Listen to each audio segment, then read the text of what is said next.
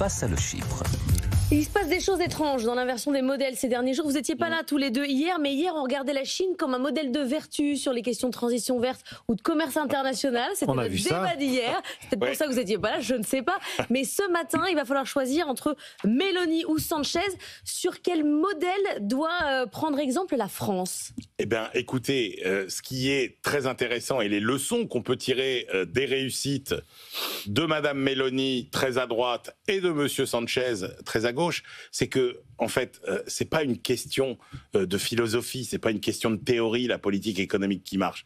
La politique économique qui marche, c'est celle dont votre pays a besoin au moment où vous la mettez en place.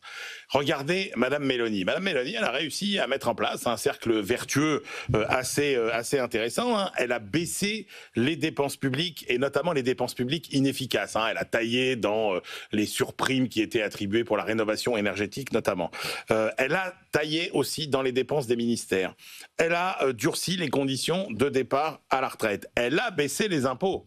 Et donc du coup, entre l'âge de la retraite, les baisses d'impôts, elle a quand même créé 1 million d'emplois en 3 ans. Du coup, tout ça fabrique des rentrées fiscales. L'évolution, mesdames et messieurs, du déficit public italien, c'est 7,2% de déficit public en 2023. On était déjà passé en 2024 à 3,4, un déficit divisé par 2. À l'autre bout, vous avez le très à gauche, Monsieur Sanchez. Alors lui, qu'est-ce qu'il a fait ? Il a aussi son cercle vertueux. C'est ça qui est absolument incroyable. Il a développé, par exemple, les énergies renouvelables massivement. Il a fait baisser de 50% la facture d'électricité des Espagnols. Il a fortement augmenté le SMIC, ce qui a dopé la consommation, mais avec un coût du travail toujours efficace. Il a attiré les investissements étrangers. Résultat, création d'emplois massives. L'Espagne, le pays le plus dynamique de tous les grands pays occidentaux. Les déficits publics espagnols, allez, 6,6% du PIB en 2021. On sera à moins de 3% cette année. Donc la leçon... Cet homme n'a aucune valeur. Non, Cet homme refuse de trancher. En fait, ce que je vous dis, c'est que j'en ai ras-le-bol de la gauche qui propose toujours les mêmes solutions, plus de fonctionnaires, plus d'impôts, plus de taxation des riches, etc. Et j'en ai ras-le-bol des libéraux qui vous disent que quel que soit le problème, la solution, c'est de réduire les dépenses publiques, le nombre de fonctionnaires, les réglementations, etc. Non, la réalité, c'est que la bonne politique économique, c'est celle dont vous avez besoin au bon moment. Et ces deux dirigeants-là, ils ont su aller au-delà de leur philosophie pour prendre des mesures. Oui, mais là, vous avez pris que l'économie, vous n'avez pas regardé tout ce qui est à côté. Alors, ces deux dirigeants, ils ont aussi complètement trahi ce qu'ils avaient dit pour la conquête du pouvoir, mais c'est vrai que la conquête et l'exercice du pouvoir sont deux exercices bien différents. Meloni, qui en Italie était profondément anti-européenne pour la conquête du pouvoir, s'est jetée dans les bras de la Commission. Elle a bien fait, elle a reçu 240 milliards d'euros du plan Renew Europe, c'est quand même ça qui a porté beaucoup la croissance et lui a permis de rétablir les déficits. Mais elle a raison de le faire, évidemment l'Europe est la solution. Mais enfin, on a quand même beaucoup aidé à ce que l'Italie aille beaucoup mieux. Une grosse différence entre l'Italie et la France, c'est que c'est pas Meloni non plus qui décide de la politique économique, contrairement à nous, où c'est Bercy qui quand même tient la main énormément sur les décisions de politique publique. Bon, en Italie, c'est les grands industriels du nord de l'Italie qui expliquent à Rome ce qu'il faut faire. Et donc, effectivement, elle a pas trop fait de bêtises.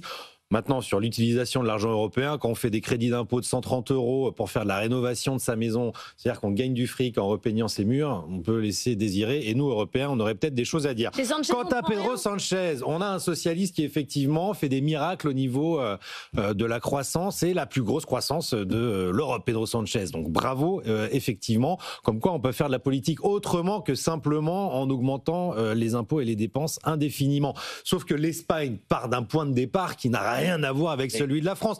Bien sûr qu'on peut augmenter le SMIC en Espagne quand il est 30 ou 40% inférieur à celui de la France. Quand le coût du travail est de 30 ou 40% inférieur à celui de la France, on n'est pas du tout dans la même situation. Ce qu'il faut en France, c'est être lucide et on est quand même le pays le plus collectiviste de l'Union européenne avec un taux de dépenses publiques de plus de 50%. Il y en a pas un qui tranche. Peut-être que là, il va falloir un petit peu plus de libéralisme. Là-dessus, on est d'accord. Et moins d'État. Très clairement, aujourd'hui, le remède qu'il faut à la France, c'est la méthode Mélanie.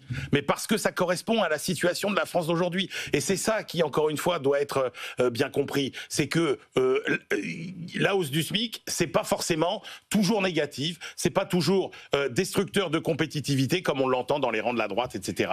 Quand vous avez eu, parce que c'est ça aussi qui est intéressant, il prend un pays, Pedro Sanchez, qui a déjà fait les réformes dont à l'époque l'Espagne avait besoin pour effectivement redresser sa compétitivité. Regardez le solde commercial espagnol qui s'est quand même considérablement redressé. Donc c'est du pragmatisme de dire oui, je peux me permettre d'augmenter le SMIC, ça ne nuira pas à la compétitivité de mon pays, c'est pas idéologique, c'est pragmatique, et ça, moi, c'est ça que je souligne. Et puis en plus, quand même, la vertu dans les deux cas, d'une certaine forme de stabilité politique. C'est-à-dire que Mme Mélanie a ramené de la stabilité en Italie.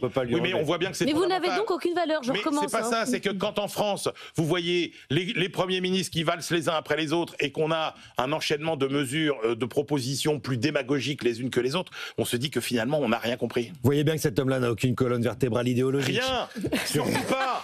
L'économie, c'est une boîte. Les politiques de Mélanie à Pedro Sanchez. C'est des boîtes à outils. Camarade. Non, justement, les politiques économiques, c'est des boîtes à outils. Il faut piocher dedans pour voir quelle est la situation de votre pays. Et en fonction de ça, vous adaptez les bons remèdes. Il faut être lucide. Toujours le même et on est d'accord qu'en France, c'est bien l'étatisme rampant qui nous fait du mal et qu'on a besoin d'un tout petit peu plus de libérer l'économie. Ce qu'on a besoin, c'est moins de dépenses publiques. Du Mélanie que du Pedro Sanchez en France, je vous le concède. Bien. Jean-Marc Daniel me manque un peu, mais bon, je le retrouverai la semaine prochaine. C'est très désagréable, c'est très désagréable pour moi. Mais c'est parce que lui, il tranche, vous voyez, il dit pas, non, il y va vraiment. Il délire aussi.